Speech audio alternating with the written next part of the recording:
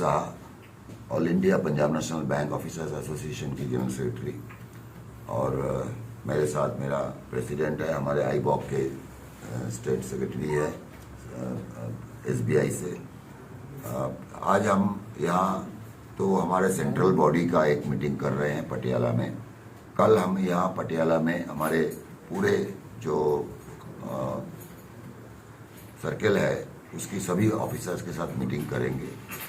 ये मीटिंग में हम डिस्कस जो करते रहते हैं कि आज के तारीख में क्या क्या गवर्नमेंट की पॉलिसी पब्लिक सेक्टर बैंकों को तकलीफ दे रहा है, क्या होना चाहिए, पब्लिक सेक्टर बैंक का रोल क्या है, और बैंक के अंदर भी क्या क्या समस्या है जिसके कारण कोई कस्टमर सर्विस में तकलीफ होते हैं या कोई दूसरे चीज़ों में सर्विस देने में तकलीफ होते हैं। आज के तारीख में जो अगर हम पॉलिसी की बात करें तो सबसे ज़्यादा तकलीफ ये है कि आपने देखे होंगे कि कई कई स्टेट इलेक्शन के टाइम पे हो या अदरवाइज हो, कभी कभार 15-20 हज़ार करोड़ या 30 हज़ार करोड़ की जो माफ़ कर देते हैं लोन, जो हमारा फार्मर का लोन होता है, तो आपको फटाफट दिखेगा कि टेलीविज़न में इसकी चर्चा चालू हो गई कि भाई आज इतने सारे कैसा कर देते हैं, ये तो गलत चीज़ है ये। लेकिन पिछले 9 साल में 14 लाख करोड़ हमारे देश का कॉरपोरेट्स को right of loan right of किया गया है। इसके बारे में कोई चर्चा होती नहीं है क्योंकि चैनल भी उनका ही होती है।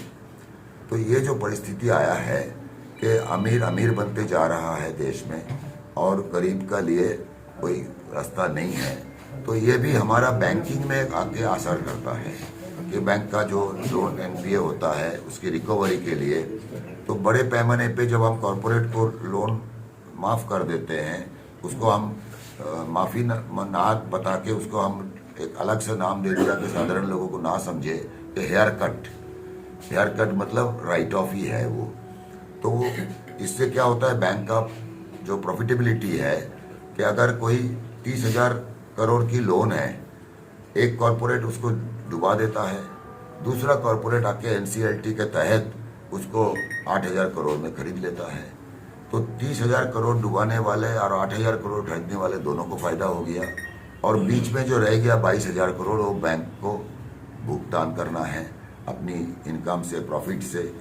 तो ये एक अजीब चीज़ चल रहा है। दूसरी चीज़ है कि बैंकों का जो 1969 में नेशनलाइजेशन हुआ था 14 बैंक का, उसके बाद 1980 में 6 बैंक और हुआ था, तो ये 20 बैंक आज उतार के घट गया है, ये 10 बैंक पे रह गया है। और इसके तहत जो हो रहा है कि हमारा बैंकों में रिक्रूटमेंट बंद कर दिया करीब, और गवर्नमेंट ने एक अलग रास्ता खोल दिया इसके लिए कि आप 4 साल की नौकरी करोगे। वैसे बैंकों को कह रहा है कि आप भी टेम्पोररी लोगों को टेम्पोररी ले लो, कॉन्ट्रैक्चुअल बेसिस पे ले लो। कई सारे पब्लिक सेक्टर बैंक पे इतना दबाव है कि उन्होंने ले चुका है, बाकी लोग लेने वाले हैं। तो बैंकिंग सर्विस ऐसा एक चीज़ है, ये किराना दुकान तो है नहीं कि बैठ गया बेच दिया सामान और खरीद लिया। तो ये काफ़ी टेक्निकल चीज़ें हैं। तो इसमें हम अगर टेम्पोररी रिक्रूटमेंट करेंगे तो ये चीज़ डाइल्यूट होगा। और आज के तारीख में अगर आप देखेंगे जनधन योजना, ये प्राइम मिनिस्टर का सबसे बड़ा पेट प्रोजेक्ट था कहूँगा।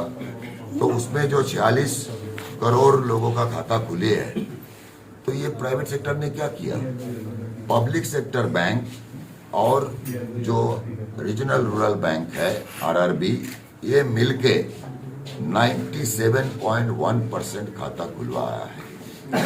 प्राइवेट बैंक 2%, 3% खाता खुला है। तो वो जितने सारे प्रेशर हमारे ऊपर किया जाता है उसमें बैंकिंग सेक्टर में पब्लिक सेक्टर को एक डुबाने का रास्ता बना के रखा है। तो ये सब विषय पे चर्चा होगी मैनेजमेंट से। इसके बीच में हमारा वेस्ट सेटलमेंट है। हमारा वेस्ट सेटलमेंट अब तक तो डिस्कशन जो चल रहा है ठीक है, लेकिन उसमें एक समय ऐसा था कि पब्लिक सेक्टर बैंक्स का उसके सैलरी स्ट्रक्चर सेंट्रल गवर्नमेंट से बेटर था। ये पब्लिक सेक्टर को आहिस्ता आहिस्ता किल करते करते आज इस जगह पे ले आया है कि ये सबसे लोएस्ट सैलरी में आ गया है। और उसमें हमारा एक डिमांड ऐसा है कि 5 डेज बैंकिंग करो। सेंट्रल गवर्नमेंट में सैटरडे संडे छुट्टी होता है, बहुत सारे प्राइवेट ऑर्गेनाइजेशन में होता है।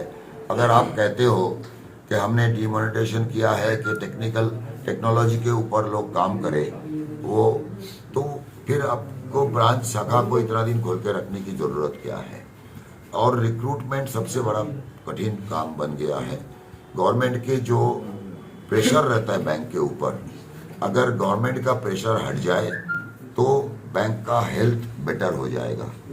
आज जो कई सारे बैंक, इवन प्राइवेट बैंक्स भी, कई सारे बैंक के लोन जो है कितने प्रेशर में किया जाता है, तो वो सब चीज़ों के ऊपर हम बातचीत करेंगे। हमारे मेंबर्स को खाली पटियाला नहीं, हम पूरे देश घूमते हैं, हर जगह पे हमारे शाखाएं हैं, पूरे देश में हमारे सर्कल्स है, जोन्स है, तो उसमें जाके हम ये बात करते रहते हैं कि हाउ हम इसको इम्प्रूवमेंट कैसे करें। अगर आप बात करें कि आज से 50 साल पहले क्या हालत था, आज जो फार्मर का लोन है, आज जो एसएसआई इंडस्ट्री के हम लोन देते थे, वो आज बड़े कॉर्पोरेट बन चुका है। तो ये बैंकों ने, पब्लिक सेक्टर बैंकों ने देश का आर्थिक चीज़ों को बढ़ाया है, लेकिन जब सब कुछ बन जाता है तब ये प्राइवेट सेक्टर को दिया जाता है। तो ये एक जो चीज़ है, इसके खिलाफ हम लड़ रहे हैं। हमारे आईबॉक के यहाँ लीडर भी मौजूद है। आईबॉक हमारा एक पेरेंट ऑर्गेनाइजेशन है जो पूरे एशिया में या पूरे विश्व में शायद वाइट कॉलर ऑर्गेनाइजेशन का सबसे बड़ा ऑर्गेनाइजेशन है। तो उसके तहत हम काफ़ी सारे प्रोग्राम कर रहे हैं, काफ़ी सारे एजुटेशन कर रहे हैं, और बैंक को प्राइवेटाइज ना करे। सबसे ज़्यादा थ्रेट जो आज है, क्योंकि इन्होंने बजट में कह चुका था कि आईडीबीआई बैंक और 2 बैंक को हम प्राइवेटाइज करेंगे। तो मतलब जब हम सब कुछ बना दो, उसके बाद वो कॉरपोरेट के हाथ में दे देंगे। देश में गरीब की रेखा से नीचे जा रहे लोग, और कई लोग एक दिन का कमाई 1,000-1,500 करोड़ पर डे का इनकम में काम हो रहा है। तो ये पॉलिसी के तहत हो रहा है, तो इसको हम विरोध करते रहते हैं। और हमारा तरीका से बैंकों का कैसे पब्लिक सेक्टर को स्ट्रेंथन करे, इस पे हम चर्चा करते रहेंगे। सर काफ़ी देर से लगे हुए हैं। पहले एनपीए का था, जो बैंकों का लेमा होया, उसमें भी आपने बहुत ज़्यादा एजुटेशन की है। क्या सरकार के लेवल पर सुनवाई नहीं होती? क्या आपके में कुछ इसमें?